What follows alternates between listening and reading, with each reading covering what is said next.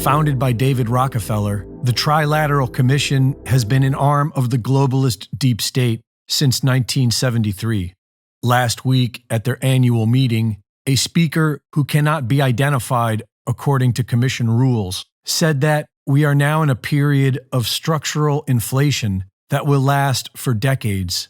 They said that the free market is over and industry now sets policy. And they said that this year, 2023, is year one of this new global order. Days later, the Federal Reserve Bank announces a July launch for their new FedNow service, which was first announced in October of 2021. The too big to fail banks and all the large processors are already on board, and so is the U.S. Treasury. The first week of April, the Federal Reserve begins the FedNow pilot program for early adopters to become certified participants to help the Fed confirm readiness for their July launch. FedNow is an instant payment processing system that seeks to be the base of all digital transactions, acting as an umbrella company to manage all financial payments.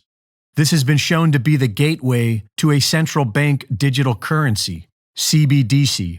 FedNow is much like the Reserve Bank of India's instant payment system, the Unified Payments Interface, or UPI.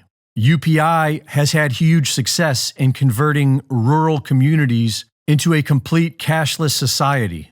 According to the International Monetary Fund, UPI democratized the payment system and paved the way for central bank digital currencies. Central bank instant payment processing is also how the Central Bank of Nigeria introduced its CBDC, Naira, which has been, so far, violently rejected. Trilateral Commission calls 2023 year one of the new world order. I just want to let that sink in to your head. The Trilateral Commission had this meeting in India. It was the first, apparently, I wasn't fully aware of this, I guess, but it was the first global meeting that the Trilateral Commission has had. Normally, they had meetings in North America, for instance, for the North American region.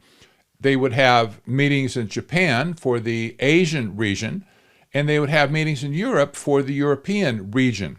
Now, what would happen, people would cross over. Like, for instance, Asians might go to Europe to attend the plenary meeting in Europe and vice versa. And in North America, all kinds of members might show up for a meeting in North America. But they've never held a global meeting where, forget the regions, everybody's together now. They're all invited from all the different regions. They're all invited to this meeting in India. And it was still just called the Trilateral Commission plenary meeting, but this was significant. It's the first time they've done this in their 50-year history. So now, okay, here's the deal. They say at this meeting, this is year one of the New World Order. They're saying the Great Reset, essentially, that the Great Reset has flipped. The Great Reset has flipped, and here it is. It's on us. It's upon us right now. I'm going to scroll down to this article and show you some things that I highlighted. And again, this is not something you'll ever see in U.S. press, unfortunately. And here it is, starting at the top.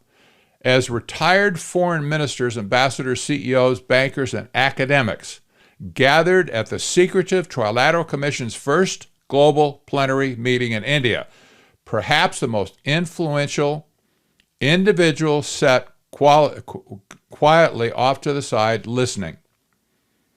Going down, the Biden administration is trying to convince the world that there is a titanic struggle between autocracies and democracies. I am skeptical about that, one speaker said. Now, let me tell you, this has been the Hegelian dialectic at work, telling the world that autocracies, that is, authoritarian nations, are at odds or at war with democracies. That's the enemies, they're saying. So we need to, like in a democracy, Biden would say, we need to fight against autocracies. And in autocracies, they would say, we need to fight against democracies. Well, this is the false construct. Nothing of the sort. The Trilateral Commission and the whole concept of implementing technocracy in the world has nothing to do with autocracies and democracies. They're both out the door. The whole thing is headed for a scientific dictatorship in the end, run by them. Period. End of subject. Now, they've stated this again and again here. Listen, 3 decades of globalization. This is a direct quote, by the way, from the speaker.